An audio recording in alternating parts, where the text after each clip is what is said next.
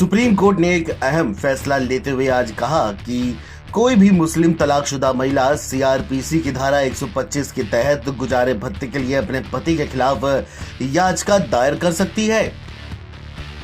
Justice बीवी नागरत्ना और justice Augustine gorge मसीह ने फैसला सुनाते हुए कहा कि मुस्लिम महिला भरण पोषण के लिए कानूनी अधिकार का इस्तेमाल कर सकती है।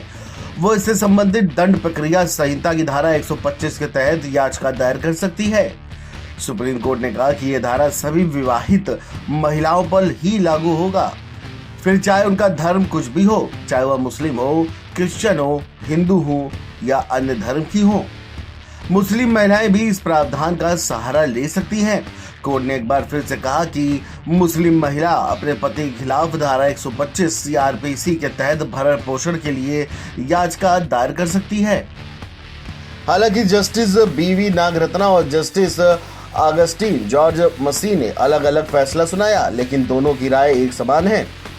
कई मामलों में तलाकशुदा मुस्लिम महिलाओं को गुजारा भत्ता नहीं मिल पाता है या मिलता है तो भी इद्दत की अवधि तक। इद्दत एक इस्लामिक परंपरा है। इसके अनुसार अगर किसी महिला को उसका पति तलाक दे देता है या उसकी मौत हो जाती है तो महिला इद्दत की अवधि तक दूसरी शादी नहीं कर सकती।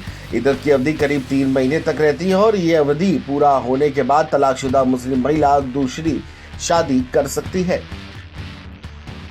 बता दें कि अब्दुल समद नाम के एक मुस्लिम शख्स ने अपनी पत्नी को गुजारा भत्ता देने के तेलंगाना हाईकोर्ट के आदेश को सुप्रीम कोर्ट में चुनौती दी थी। सुप्रीम कोर्ट में शख्स ने दलील दी थी कि तलाकशुदा मुस्लिम महिला सीआरपीसी की धारा 125 के तहत याचिका दायर करने की हकदार नहीं है। महिला को मुस्लिम महिला अधिनियम 1986 एक्ट के प्रावधानों के तहत ही चलना होगा। ऐसे में कोर्ट के सामने सवाल था कि इस केस में मुस्लिम महिला अधिनियम 1986 को प्राथमिकता मिलनी चाहिए या फिर सीआरपीसी की धारा 125 को। तो सीआरपीसी धारा 125 में पत्नी, संतान और माता पिता के भरण पोषण को लेकर विस्तार से जानकारी दी गई है।